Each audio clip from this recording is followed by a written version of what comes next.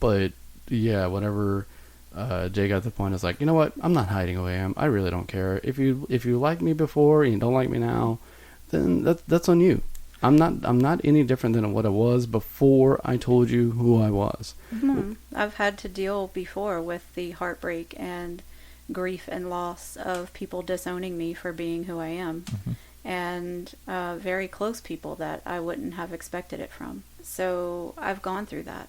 I realized it's not worth the lying, and honestly, I've gotten way more positive results than negative because of the way I've presented things.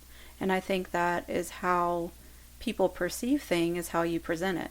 Because if you're coming at it from this approach of feeling guilty, feeling, oh, I have something I need to tell you, but I have this terrible secret. I really need you to be understanding.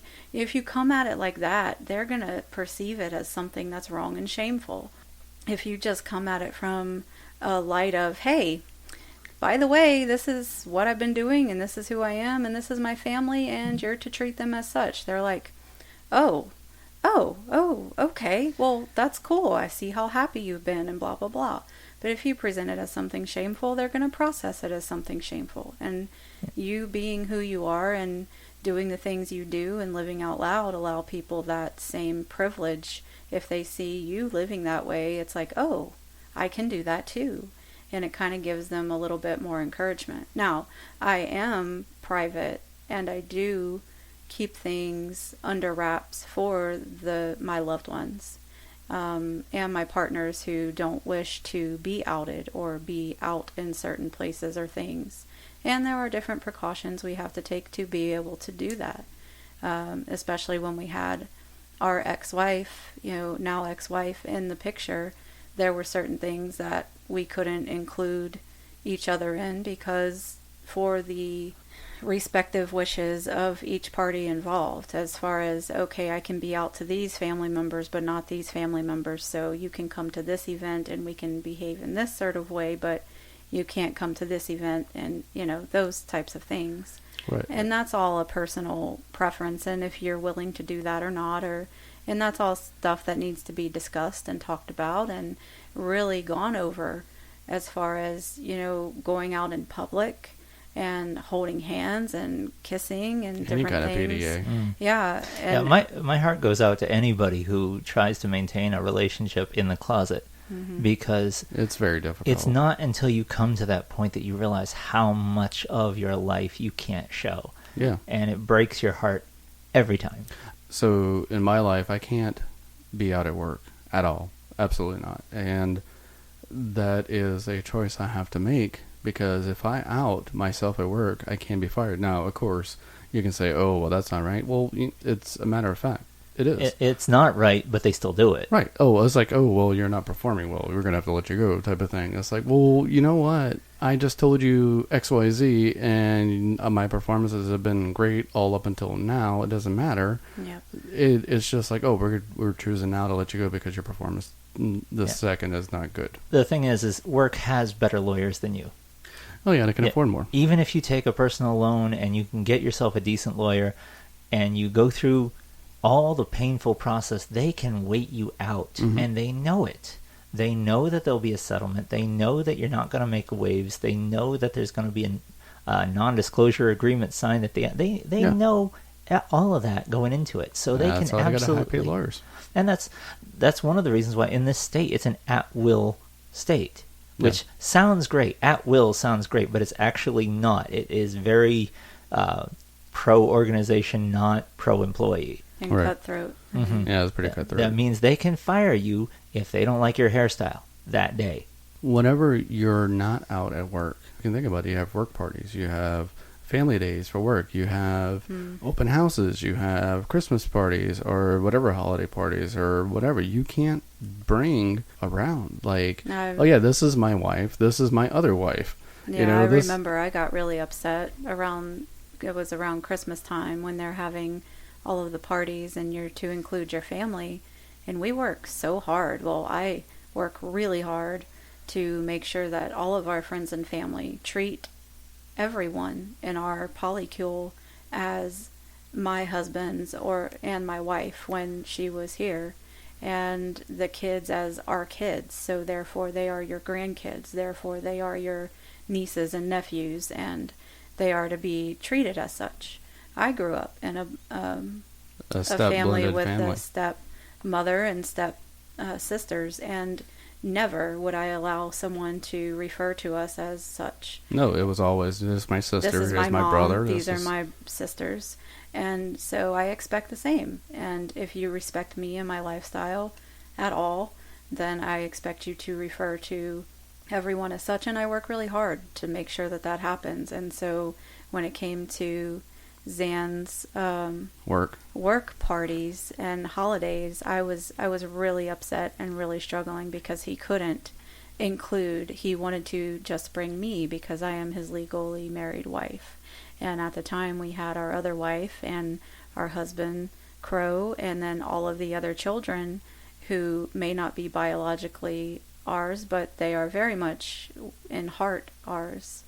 Right. So he couldn't bring them because he had only listed on his W-2 and work paperwork that he had, our biological daughter as our daughter, and then just me as his wife. Well, it's not just on paperwork, but whenever you're having conversations with coworkers, and this is before we started dating Crow and his ex, that they ask you, how many kids are you? General workflow conversation. You're going to have a conversation about your family, and it's like, I have one daughter, and my wife is blah blah blah. And so whenever you're poly, and then you get another partner, or even your partner gets another partner, and they become close to you. So what ends up happening is that, last week I had one kid. This week I got 4. Mm-hmm. How does that happen? Oh, you didn't get married? No. So that's a whole nother conversation. And you can't come out, especially whenever you're working for somewhere that you can tell how the environment is, whether it's a very conservative, or whatever word you want to use for it, very strict, either corporation or very strict organization that you work for in general. They have a morality clause. Yeah. Which is illegal, or it's perfectly legal as long as nobody keeps complaining about it. Right. So it's weird, though. I mean, the situation you're describing, I kind of actually went through that, which led to me coming out multiple times at work to the same people. It started off me gaining a new daughter, and I was excited. I'm very proud of her, so I got a picture of her immediately and put her up on my desk. Now, I didn't have a picture of any of the other kids at the time. Well, there's that. Well, she was new. Hey, look, I just got a daughter, and she's a teenager. Yeah, congratulations, it's a girl. She's 16. And so there were questions, but I have this closed-off mindset, and I'm a private person, so I have a tendency to make boundaries and answer as little information as humanly possible, which really did not go over well with the team that I'm on. I think they translate it as snobbish, but that's beside the point. Really, I just liked messing with their heads because they would constantly tease me throughout the day, and this is my only way of teasing back. Revenge. So, yeah, it was kind of a petty revenge. It was like, yes, I have another daughter. What do you mean? Well, here she is. Yep. Well, how'd you get her? You do know how babies are made, right? Yeah. And so through the course of non-answers that I was giving these people, I'm pretty sure at some point they just assumed I had some love child that returned to my life. And every time they'd ask another question, they'd try to ask something more specific. I would give them as little information as humanly possible. Right. Because I didn't want it coming back on me. I'd been fired from a different company for just being pagan and or bi. I kind of came out of the closet on both of those at the same time. After 3 years of being in the closet on both of those things and constant questions. And I finally broke down and said something, and they fired me at the beginning of the next week. Right. Well, one thing that you will find out that your coworkers have affairs. And everybody knows about it. Oh, yeah. And not only does everybody know with it, they celebrate it. Well, yeah, they celebrate it, and they're okay with it. But you having a committed adult relationship where everybody is open and honest with each other, that's wrong. But having an affair where you're cheating on your significant other, that's okay. Yeah, hurting someone, hurting your family, all of those horrible things that will happen as a result, that's fine. It just kills me that the opposite is not true. Like, no, we've decided we're all going to be together. Right. The thing is, polyamory has been around forever, and Right. even when I was a kid, I knew what it was, because people would always use the term, they are one big happy family. You see, Why are those two couples always together? And my dad would say, well, son, they're just one big happy family. And he would leave it at that and not say anything else. well, you see, that goes back to the whole, not making it weird. Well, they're just one big happy family. So I'd hear that at work, and I'd hear that at places I was, and people would point it out. Oh yeah, well, we saw the three of you together, and we just assumed you were one big happy family. So they knew just fine. And so when I used that verbiage with my parents, I assumed that they would follow me on it. Yeah, not so much. No, they didn't get it. That was how they used to tell me when somebody was polyamorous. Well, a lot happens in 20 years. Or how you assume that they were trying to tell you that maybe they weren't somebody trying was to. polyamorous. Ew. Maybe they just had no other way to define that family unit. Well, that Sure. was... But if you saw those four people together with all of their children around, or those two women and that one guy, or that one guy and those two other guys, however it looked, and they'd say, well, they're just one big happy family. So you mean that example of that group of people. And I say, well, we here in this household are just one big happy family, Dad. You would think that he would figure out, okay, it looks like that other thing that I pointed out to him.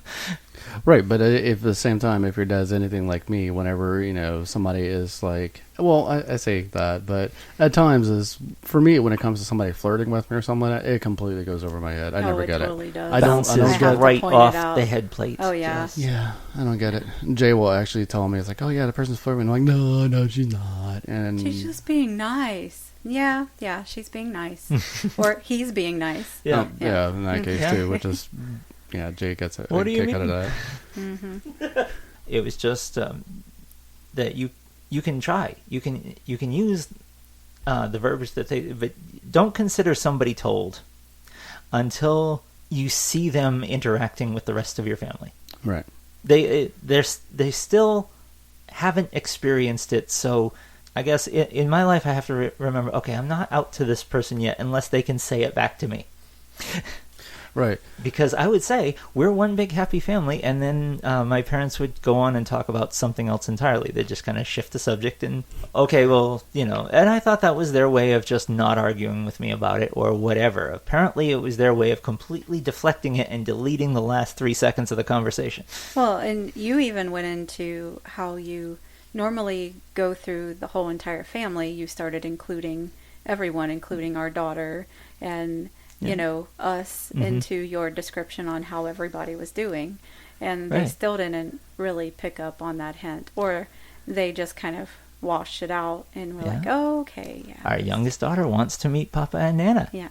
And and I had to tell them that, like literally tell them that several times. We had to have a conversation around this last Christmas where they were like, well, we did this for this child and this child and this child. And oh, what do you mean, oh? Well, what about our youngest? Oh, but she's not... Well, she calls you Papa and Nana, so... So there's that. And we have to do and reiterate that with our families as well. Mm-hmm. Except for my mom and my stepmom. Well, my mom, my birth mom, and my stepmom and dad. They've all been very accommodating and just encompassing. They're like, how are all of our grandchildren? How is, our new son-in-law? How is, then our new daughter-in-law? And how is, everybody? And so they're really just super excited about it. And you also have to think that in some cases, I hate to say the older generation, but yeah, the older generation in some respects, that they don't understand whenever they come from small communities that don't have anything different, that the status quo is the status quo for the whole community, and they just don't get it. So whenever you're like explaining to somebody and